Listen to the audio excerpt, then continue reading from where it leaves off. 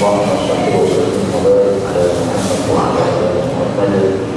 اللهم انفعنا بما علمتنا وعلمنا صالحا وزدنا علما وبارك لنا في علمنا وارزقنا الإخلاص في القول والعمل كاملا وعلما نافعا وإنسا وتوفيقا دائما وصحة ويقينا وعافية. اللهم افتح لنا كل خير ويسر لنا كل أمور. اللهم انصر المجاهدين وارحم المستضعفين ودمر أعداء الدين واغمس على أموالهم آمين يا رب العالمين. Alhamdulillah kaum muslimin rahimani wa rahimakumullah.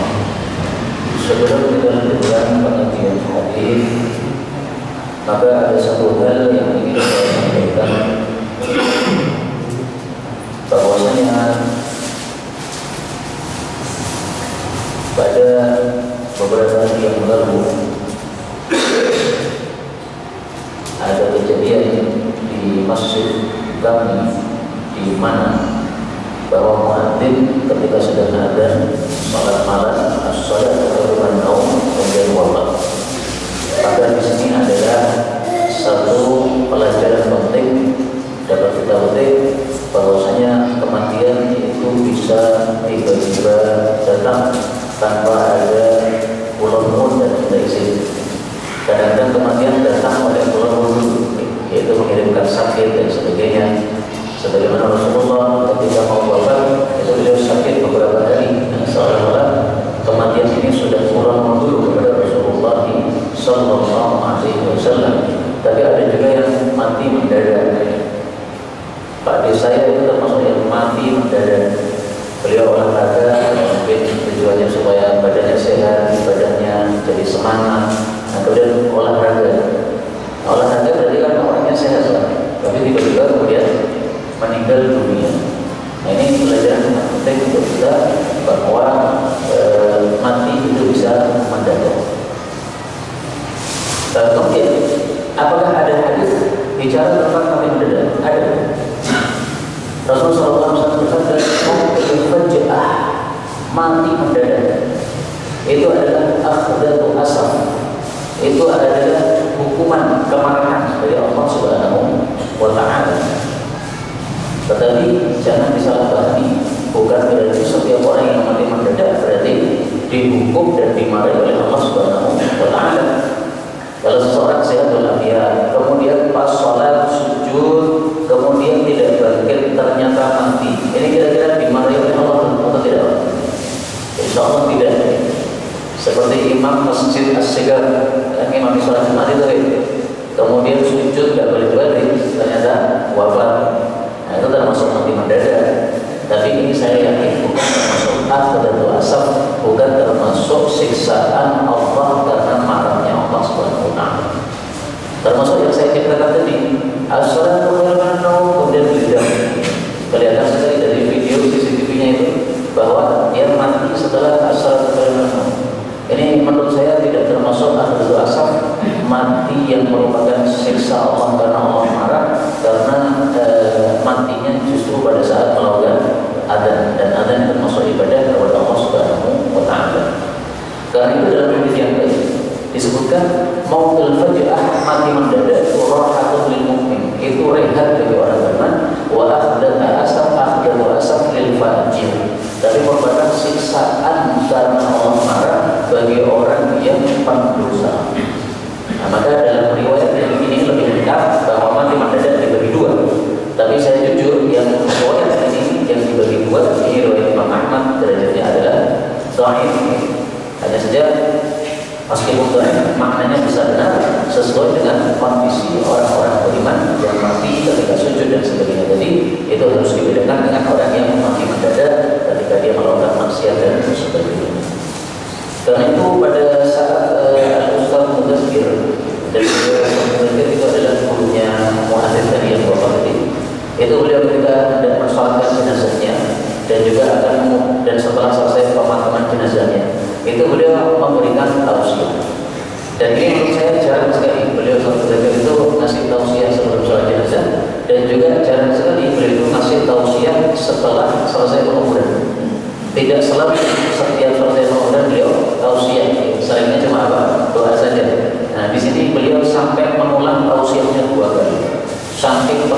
masalah ini, yaitu bahwasanya mati itu bisa datang secara mendadak. Nah, kalau mati datang mendadak, maka kata beliau, mari kita senantiasa menjaga diri supaya terus-menerus dalam kebaikan-kebaikan. Karena kalau mati mendadak, kita pas melakukan kebaikan, jadinya jadi baik. Tapi coba mati mendadak pas kita melakukan maksiat, jadinya gimana, Pak?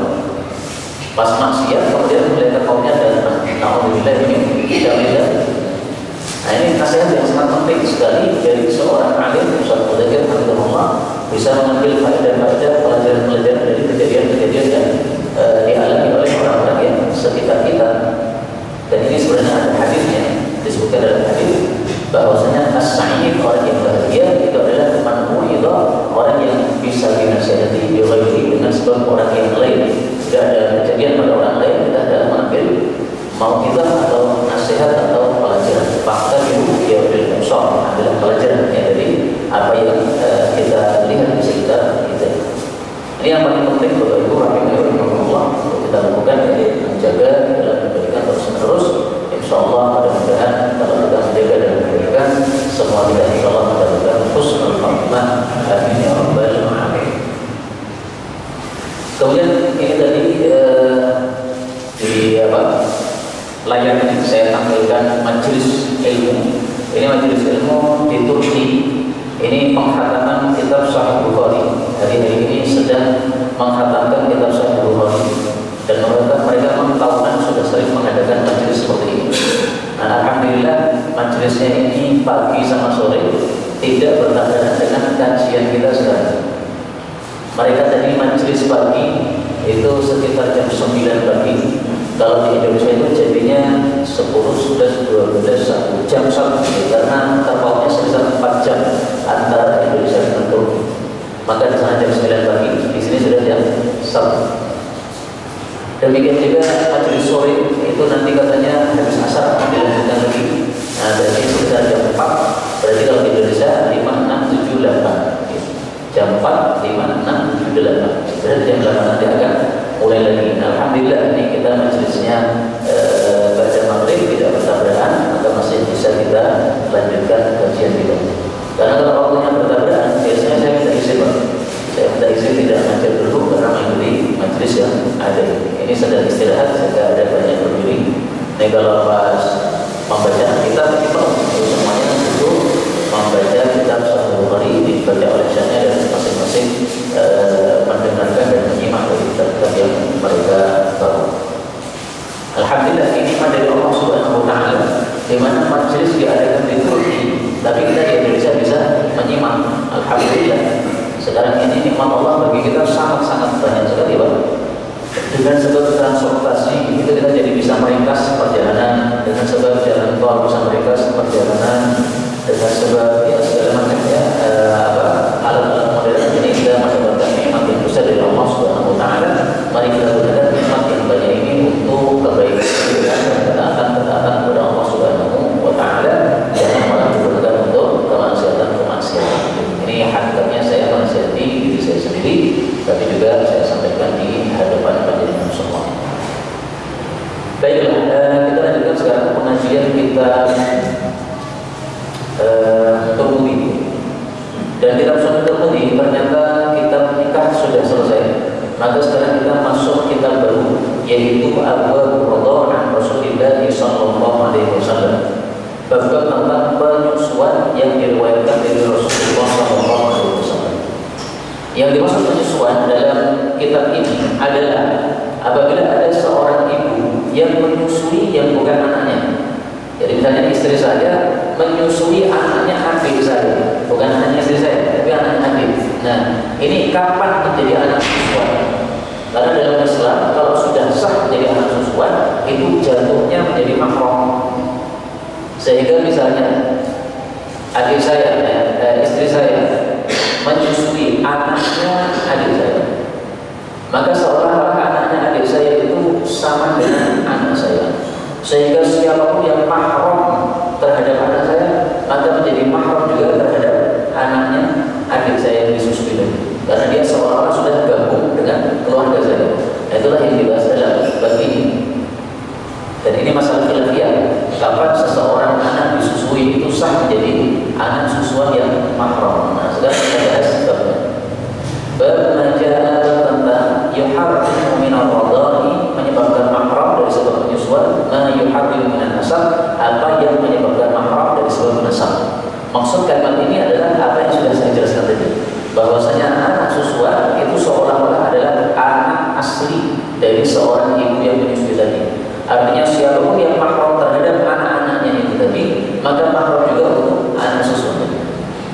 Sehingga saya misalnya itu menjadi bapak susuan bagi anak yang disusui oleh istri saya tadi, meskipun tidak ada hubungan kerabat. Misalnya tetangga saya, istrinya sakit di rumah sakit, kemudian anaknya masih bayi, akhirnya disusui oleh istri saya. Nah, maka anak tadi, seandainya dia cewek, maka dia itu menjadi anak susuan saya, sehingga saya mahram dengan dia. Salaman, tidak ada masalah, boncengan, tidak ada masalah, dan saya melamar dia untuk saya nikahi tidak boleh, karena sudah menjadi anak susuan. Tapi ada syaratnya supaya sah jadi anak susuan. Nah, syaratnya apa? Mari kita lihat sabda Nabi sallallahu alaihi wasallam. 11:46 dari Ali bin Abi Thalib radhiyallahu anhu, dia berkata, Rasulullah sallallahu alaihi wasallam bersabda, "Inna Allah, sesungguhnya Allah, harrama memahramkan dari sebab penyusuan, ma harrama minan nasabi, apapun yang Allah memahramkan dari sebab nasab." Penjelasannya sama dengan apa yang sudah saya sampaikan tadi, ya, tidak usah diulang. Berikutnya 11:47 dari Aisyah radhiyallahu anha, dia berkata, Rasulullah sallallahu alaihi wasallam bersabda, "Inna Allah, sesungguhnya Allah, harrama memahramkan min ar-radha'ati dari sebab penyusuan, ma harrama Allah memahramkan min al-wiladati dari sebab kelahiran." Sama dengan tadi, kalau di sini kata-katanya wiladah kelahiran, kalau tadi kata-katanya nasab, itu maksudnya sama. Kemudian di sini Imam Tirmidzi mengatakan bahwa tidak ada ikhtilaf di antara para ulama bahwa hukumnya seperti ini. Maka ada bapak susuan, ada paman susuan, ada bibi susuan, ada saudara susuan, ada saudari susuan, dan seterusnya.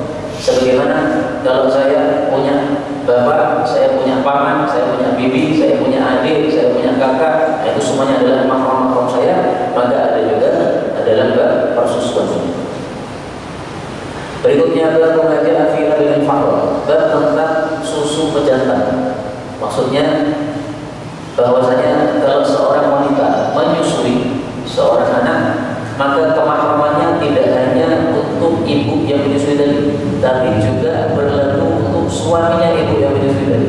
Maka saya menjadi bapak susuan, padahal saya tidak menyusui si bayi tadi. Yang menyusui adalah istri saya. Nah, pertanyaannya, kok bisa begitu? Dijawab oleh para ulama, karena munculnya ASI pada seorang perempuan itu gara-gara menikah dengan laki-laki. Jadi seolah-olah susunya itu adalah kiriman dari suaminya. Suaminya kirimkan susu pada air susu pada istrinya. Nah, kemudian istrinya menyusui. Nah, sehingga hukumnya sama. Maka yang menyusui adalah ibu, tapi hukum kemahramannya berkembang kepada suaminya ibu tadi, sehingga juga ada paman susuan dan seterusnya. 11:47 dari Aisyah radhiyallahu anha berkata, telah datang pamanku dari susuan. Pamanku dari susuan maksudnya Aisyah punya seorang ibu yang menyusui dia, ibu susuan. Kemudian si ibu ini punya suami. Kemudian si suaminya ini punya adik. Nah, itu berarti paman susuan. Atau punya kakak, berarti paman susuan, pak di susuan atau pak di susuan. Yasta'dil aliyah, dia minta izin untuk masuk ke rumah saya, kata Aisyah. Maka saya enggan untuk mengizinkan kepada dia. Kenapa? Dianggap oleh Aisyah tidak ada hubungan kerabat. Yang menyusui saya cuma si ibu ini, tidak pernah menyusui saya. Ya memang laki-laki dapat menyusui, tidak bisa. Sampai saya minta izin kepada Rasulullah sallallahu alaihi wasallam. Dan dari sini diambil pelajaran bahwa kalau kita tidak tahu hukum, itu tanya kepada ulama yang tahu hukum. Dulu ada Rasulullah, tanyanya kepada Rasulullah SAW. Sekarang sudah tidak ada Rasulullah, maka tanyalah kepada pewaris Rasulullah, yaitu para ulama. Sehingga kalau tidak tahu hukum, jangan langsung melakukan, Pak, tanya dulu.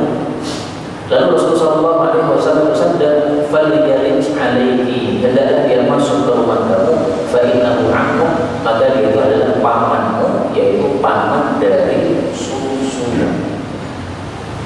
Masalah mahram dari sebab susuan ini dalam Quran hanya disebutkan sedikit banget.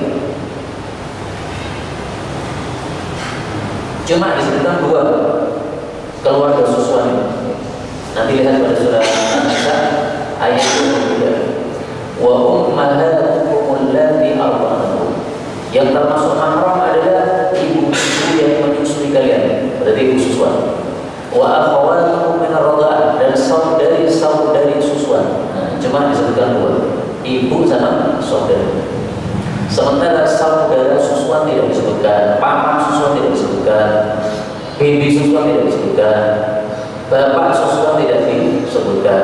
Dan semua yang tidak disebutkan dalam Quran ini sudah disebutkan dalam hadis yang kita baca tadi. Bahwasanya yang menjadi mahram dari sebab susuan itu sama dengan yang menjadi mahram dari sebab nasab. Nah, sehingga Quran itu tidak cukup untuk kita mengambil dari hukum darinya dengan tanpa melihat kepada sunnah Nabi SAW. Tidak bisa.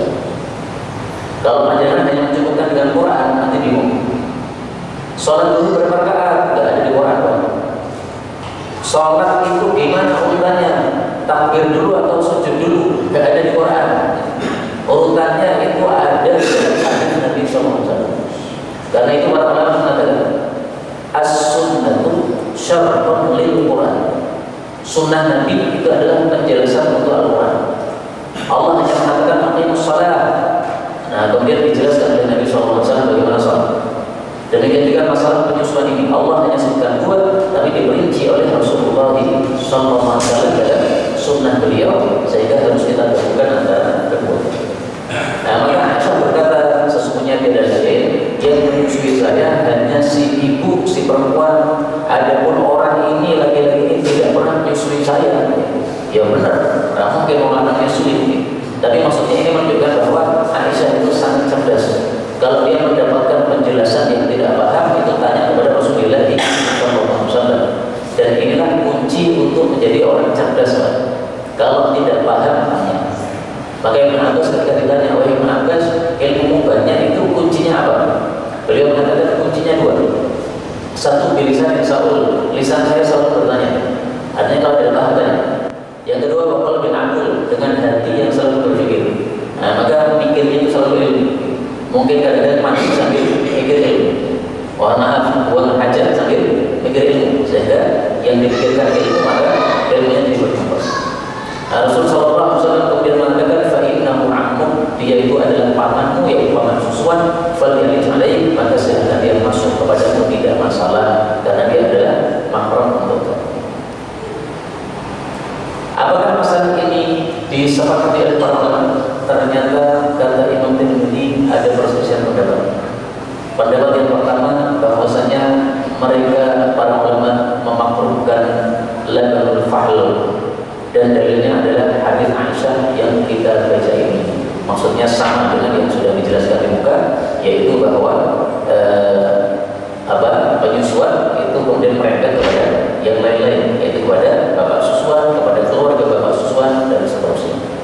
Nah, pendapat yang kedua sebaliknya. Tapi kata Imam Tirmidzi, wal qaul awwal sah. Pendapat yang pertama itu lebih sahih, bahwasanya ada itu namanya bapak susuan, ada namanya paman susuan, dan seterusnya. Yang menyusui ibu, tapi merembetnya kepada keluarga si suaminya ibu. Keluarga suami ibu berarti ada paman, ada Pak Ade, Pak Ali, dan seterusnya. Kalau perempuan berarti ada bude, dan seterusnya. Dan ini kata Imam Tirmidzi, perkataan yang pertama atau pendapat pertama lebih kuat, lebih sahih. Ini termasuk perkataan yang jarang beliau sampaikan. Beliau dalam kitab Sunan ini menyebutkan ratusan perselisihan pendapat ulama. Tapi yang beliau katakan pendapat ini lebih sahih daripada pendapat yang lain, itu hanya sekitar 22 permasalahan. Dari banyak masalah yang dibahas ratusan, itu hanya 20. Dan itu sudah saya kumpulkan dalam satu judulnya Tarjihatul Muhaddithin, penguatan pemilihan salah satu pendapat oleh para muhaddits. Saya kumpulkan dari perkataan mungkin ini, beliau termasuk muhaddits, ahli hadis, dan saya kumpulkan dari perkataan Imam Bawawi, beliau juga termasuk muhaddits, ahli hadis. Dan ternyata metodenya sama. Cara memilih pendapat itu dianggap lebih kuat, itu adalah ketika dalilnya sangat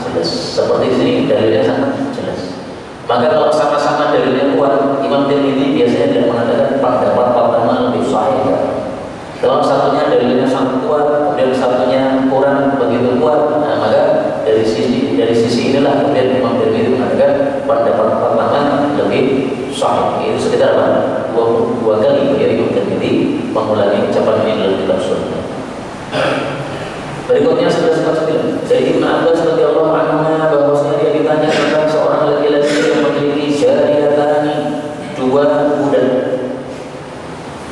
Arda'an indahuman, salah satu dari budak tadi menyusui jariyatan, seorang anak perempuan. Jadi jariyah yang pertama artinya budak, jariyah yang kedua artinya anak perempuan. Hati-hati, terjemahnya bisa berbeda-beda. Walaupun kalau sementara budak yang lain menyusui gulaman, seorang anak laki-laki.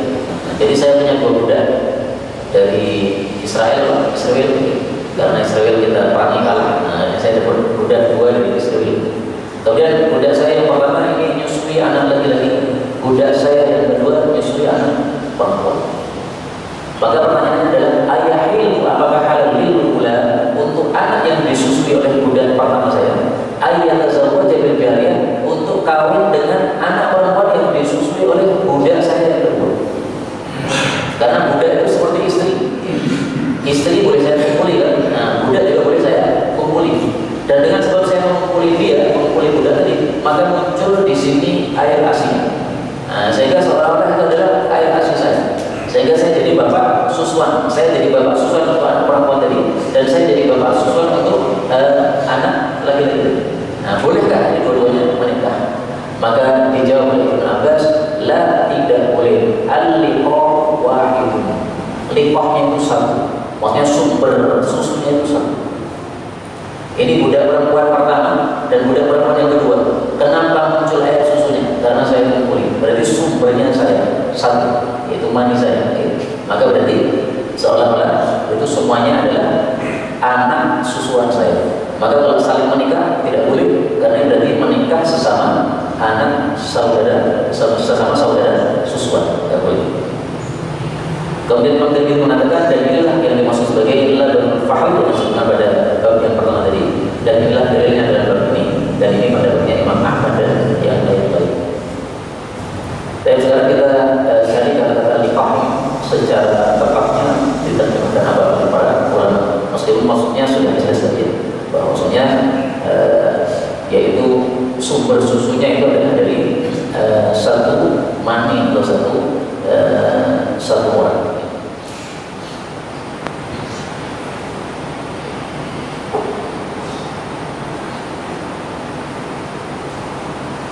Al-liqah itu adalah ismu ma'il fahri, nama lain untuk air mani dari laki-laki. Arada nama al-fahri alladhi hamalat minhu wahidun.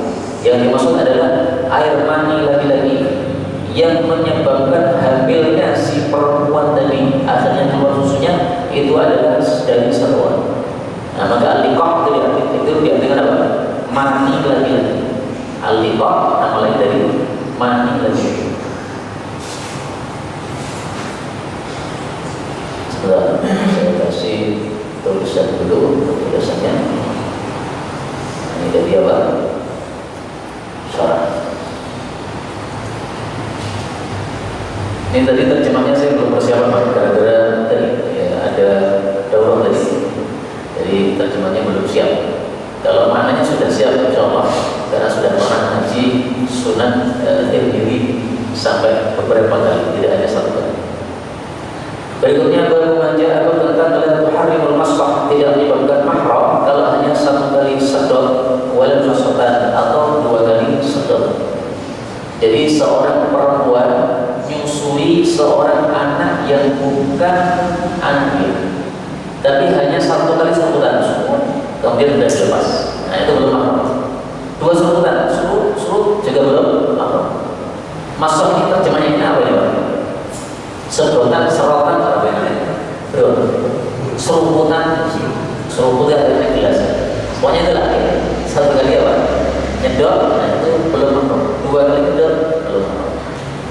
Pertanyaan, berarti kalau satu dan dua belum, kalau tiga berarti sudah mahram. Dan itu pendapat sebagian ulama, itu Imam Ahmad. Kenapa? Karena di sini disebutkan 1 dan 2 belum mahram, berarti 3. Itu istilahnya apa? Mafhumul hadis. Itu yang dipahami dari sini. Ada 2 istilah. Yang pertama mantuqul hadis, ada yang mafhumul hadis. Mantuq itu yang diucapkan Nabi. Nabi mengatakan 1 kali, 2 kali belum mahram. Mafhum itu yang tidak diucapkan tapi bisa dipahami. Berarti apa? Kalau 1 dan 2 tidak mahram, berarti 3, 4, 5 dan seterusnya menjadi mahram. Tapi ini bukan pendapat yang saya pilih. Saya memilih pendapat yang tersebar di tengah-tengah kita, yaitu mazhab Syafi'i. Nah, mari kita lanjutkan hadis 1150. Dari Aisyah radhiyallahu anha, Nabi sallallahu alaihi wasallam bersabda, "La tuharrim," tidak menyebabkan mahram, al-masah 1 kali sukutan, wal masatani tidak pula 2 kali sukutan. Nah, kemudian Imam Tirmidzi mengatakan bahwasanya sesuai hadis ini, maka sebagian ulama mengatakan 1 dan 2 itu belum jadi mahram, berarti kalau 3 sudah mahram. Pendapat yang lain, ini pendapat yang pertama. Sekarang pendapat yang kedua. Pendapat yang kedua, kata Aisyah, bahwasanya dulu ada di dalam Al-Quran itu ayat yang mengatakan asyru radha'atin ma'lumatin, 10 kali penyusuan yang diketahui itulah yang menyebabkan mahram. Dulu ada ayatnya, tapi ayatnya sudah dihapus sehingga sekarang ini kita cari di Al-Quran 30 juz tidak ada ayat tersebut. Jadi dulu ayatnya bunyinya gini, asyru radha'atin ma'lumatin yuharrimna, 10 kali penyusuan itu menyebabkan mahram. Ini sudah masuk. Fanusyahal dihapus, dari itu menjadi khamsun 5 wasara ila khamsi radha'an, lalu berpindah kepada 5 kali penyusuan. Berarti ini ayat yang kedua. Setelah ayat yang pertama 10 kali penyusuan dihapus, maka diganti ayat yang kedua. Allah mengatakan khamsu radha'atin ma'lumatin yuharrimna, 5 kali penyusuan itu yang menyebabkan mahram. Kemudian ayat yang kedua ini pun dihapus lafalnya dari Al-Quran, tetapi hukumnya tidak dihapus. Jadi yang 10 penyusuan tadi lafalnya dihapus sehingga tidak ada dalam mushaf, hukumnya juga dihapus. Tapi yang 5 kali penyusuan itu lafalnya dihapus, tapi hukumnya masih berlanjut. Karena hukumnya masih berlanjut, akhirnya apa? Watufi Rasulullah SAW, Rasulullah wafat, wal amru ala dzalik. Sementara urusan ini masih di atas hukum tersebut, berarti sampai akhir hayat Nabi yang terpakai adalah 5 kali penyusuan yang menyebabkan mahram. Dan inilah pendapat yang kita pakai, yaitu sesuai dengan mazhab Syafi'i. Maka di sini dikatakan Imam Tirmidzi, itulah yang difatwakan oleh Aisyah dan juga istri-istri Nabi, dan itulah pendapatnya Al-Imam Asy-Syafi'i rahimahullahu ta'ala. Nah, oleh Imam Ahmad tadi, beliau mengatakan sesuai hadis Nabi 1 kali, 2 kali belum menyebabkan mahram, berarti mafhumnya 3 kali mahram. Tapi Imam Ahmad masih toleran. Beliau mengatakan kalau ada seseorang berpendapat sesuai hadisnya Aisyah, yaitu 5 kali susuan, maka itu adalah mazhab yang qawi, mazhab yang kuat. Mestinya begini Pak, perselisihan pendapat. Jadi jangan mengatakan kamu salah, sesat, neraka, tidak begitu. Habib Rizik salah, sesat, neraka, tidak begitulah. Beda pendapat silakan, tapi saling menghargai. Jadi Habib Rizik ya ulama, sehingga kalau beda pendapat ya dihargai. Beliau itu kunut subuh, saya tidak kunut subuh, tapi saya menghargai beliau sebagai orang alim. Beliau itu maulidan, ya, saya nggak pernah maulidan, saya pernahnya kacang kulitan. Kalau maulidan nggak pernah, tapi saya masih menghargai beliau sebagai orang alim. Imam Ahmad di sini juga begitu. Kalau ada yang berpendapat selain pendapat yang saya pakai, karena ada hadisnya, ya silakan. Ya. Beliau jangan takut untuk mengatakan dalam masalah ini sesuatu. Artinya tidak berani untuk membantah hadis yang diriwayatkan oleh Aisyah ini. Sekarang pendapat yang ketiga, pendapat yang ketiga mengatakan yuharrim, menyebabkan mahram, qalilur radha' wa katsirun, sedikit maupun banyak itu sudah menyebabkan mahram, meskipun hanya 1 sendok, meskipun hanya 1 tetes. 1 tetes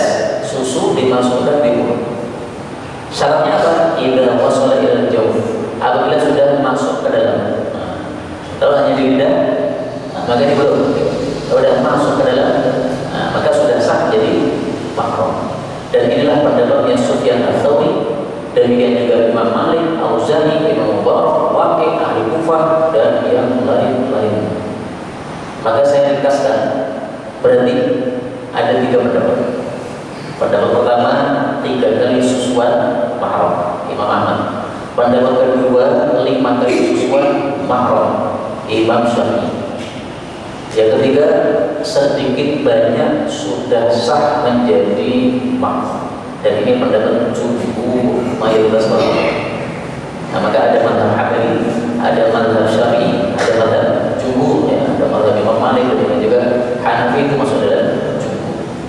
Ini karena masalah khilafiyah, maka ya kita mengikuti apa yang di sekitar kita supaya tidak menyelisih banyak orang.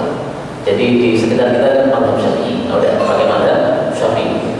Karena kalau menyelisih nanti susah sendiri. Berikutnya bab ada tentang fi syahadatil mar'ah, persaksian seorang wanita al-wahidah, satu wanita fi radha, bahwa dia menyusui.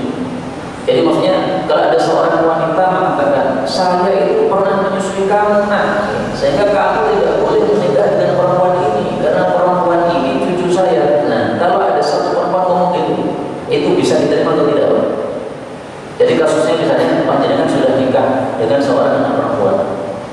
Setelah menikah kemudian dipertemukan dengan keluarga pihak perempuan. Ternyata itu neneknya datang. Nah, neneknya datang melihat panjenengan kaget, loh, kowe kok nikah cucu? Kowe anak susu boleh? Tidak boleh menikah dengan cucu saya, karena berarti saudara sesusuan.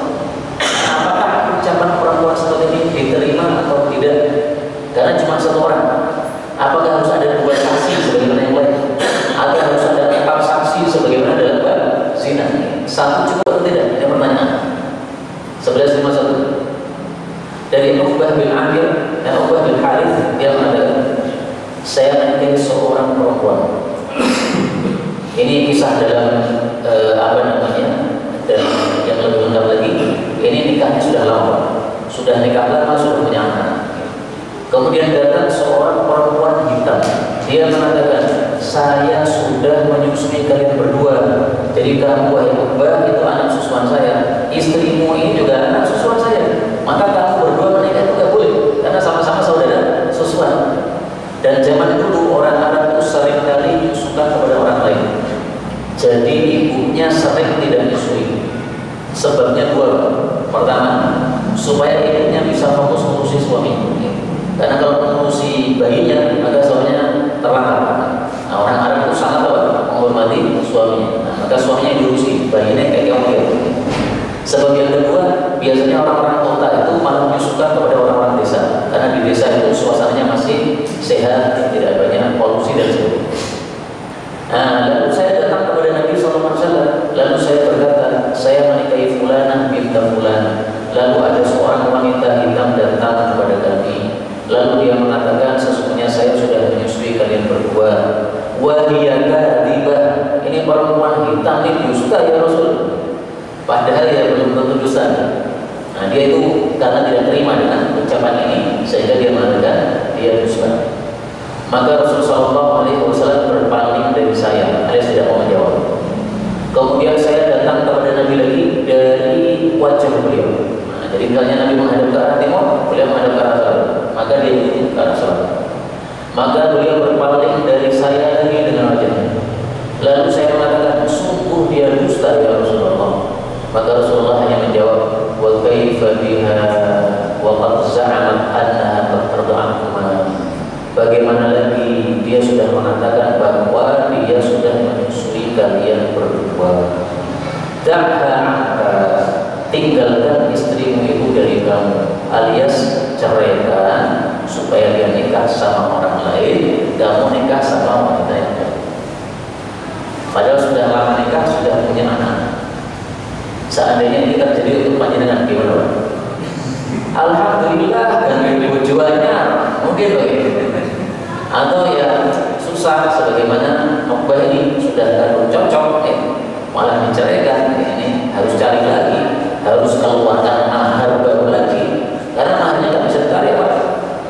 Dan seandainya maharnya 100 juta, panjenengan lumayan bisa harus mengumpulkan lagi.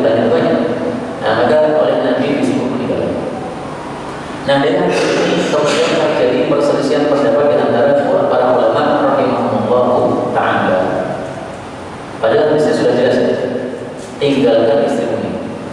Tapi meskipun demikian diperselisihkan oleh para ulama rahimahumullah ta'ala. Pendapat yang pertama, bahwasanya mereka itu ajar membolehkan, mensahkan persaksian satu orang wanita dalam penyusuan. Sebagaimana kata Ibnu Abbas, sudah sah persaksian satu wanita dalam penyusuan dan bisa diambil sumpah, sudah cukup. Dan ini adalah pendapat Imam Ahmad dan Ishaq. Yang pendapat pertama. Pendapat yang kedua, sebagian ulama mengatakan tidak sah persaksian satu wanita sampai aksar, lebih banyak daripada satu, berarti minimal. Maka harus ditanya dulu, buktinya siapa bu? Oh, buktinya suami saya. Suami saya tahu kalau kamu itu disusui oleh saya. Nah, kalau sudah ada suaminya membuktikan menjadi saksi, berarti sudah benar. Kalau tidak ada saksi, maka tidak harus buat minimal 2 orang. Dan ini pendapatnya Al-Imam Asy-Syafi'i rahimahullah ta'ala. Kata Waqi', tidak sah persaksian satu wanita dalam hukum wa yufariquha fil wara'. Adapun tadi disuruh untuk mencerai itu adalah babnya bab wara' saja. Nah, ini sebabnya perselisihan pendapat. Rasulullah menyuruh untuk mentalak. Apakah suruhan ini suruhan wajib, suruhan hukum, ataukah suruhan wara' yang mengatakan ini suruhan wajib berarti mengatakan berarti sudah diterima satu. Dan itu pendapat Imam Ahmad. Dan kalau memahami ini suruhannya adalah bab wara', berarti sebenarnya satu orang saksi belum cukup. Tapi untuk kehati-hatian, kamu cari istri yang baik. Karena sesuatu yang kita tinggalkan karena Allah, kita akan diganti yang lebih baik. Kamu meninggalkan istrimu ini karena Allah. Kenapa? Takut atau khawatir betul-betul ini adalah saudara susuan. Kalau betul saudara susuan, haram dinikahi. Berarti kita tinggalkan karena Allah Subhanahu wa ta'ala. Maka pasti yakin akan diganti oleh Allah Subhanahu wa ta'ala dengan yang lebih baik. Nah, berarti perintahnya perintah wara'. Dan inilah salah satu sebab kenapa para ulama berselisih pendapat. Hadisnya satu dan sama, tapi pendapatnya dua. Nah, ini kalau orang tidak banyak baca gini-gini Pak, itu lama-lama pendapatnya jadi keras. Pengen rapor aku berarti musuhku. Rapor aku berarti apa? Sesat, salah, kalau gitu. Maka kalau ada orang doa setelah sholat angkat tangan, jangan diingkari Pak. Ini juga pendapat ulama. Panjenengan tidak mau doa setelah sholat silakan, tapi jangan mengingkari orang yang doa setelah sholat. Dan dalilnya banyak, tidak hanya satu dua.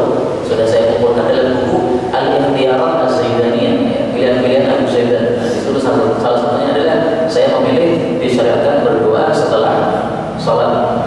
Demikian juga setelah sholat ada yang berdoanya angkat tangan, ada yang tidak angkat tangan. Silahkan, ini khilafiyah. Ada yang usap wajah, ada yang tidak usap wajah. Silahkan, ini khilafiyah. Artinya sama-sama punya dalilnya, sehingga tidak boleh saling mengingkari, membid'ahkan, menyesatkan, karena berarti dia tidak mengetahui adanya khilafiyah seperti ini di antara para ulama kita. Kalau para ulama saja mereka menggowo masalah khilafiyah, jadi ada perselisihan pendapat mereka rela. Ya. Kenapa kita yang bukan ulama tidak rela? Kenapa kita mengharuskan adanya satu pendapat saja? Ini berarti apa? Tidak mengikuti langkahnya para ulama kita rahimahullah ta'ala. Ini yang dapat dibacakan pada pertemuan ini. Betulnya dari Allah Subhanahu wa ta'ala. Dalam ada salahnya wa astaghfirullahaladzim wa lakum walhamdulillahi rabbil alamin. Oh ya, sebelum saya tambahkan supaya tidak lanjut, bahwasanya ringkasnya syarat dari penyusuan ini yang pertama adalah harus 5 kali penyusuan. Dan 5 kali penyusuan itu bukan 5 kali semutan, tapi 5 kali kenyang. Satu minum sampai kenyang, sampai sudah tidak nempel lagi. Nah, itu dianggap 1 kali. Nanti siang nyusul lagi itu 2 kali. Nanti sore nyusul lagi itu berarti 3 kali. Nanti malam nyusul lagi berarti 4 kali. Nanti tengah malam nyusul lagi berarti 5 kali. Maka 5 kali ini bisa dalam 1 hari 24 jam. Kemudian syarat yang kedua, bahwa penyusuan ini hanya fisyghar, ketika masih kecil, yaitu dunal haulain, di bawah 2 tahun. Sehingga kalau sudah 2 tahun ke atas ini sudah tidak sah. Nah, maka misalnya, panjenengan nyusu kepada istri, misalnya itu panjenengan tidak menjadi anak susuan istrinya. Misalnya pengen mencoba rasanya nasi kayak apa atau misalnya pas lebih bayi lali nyoba buat nasi mbak Bode nyoba tok sak sendok apakah jadi anak susuan? Tidak. Sehingga setelah panjenengan mencoba itu masih menjadi suami sah.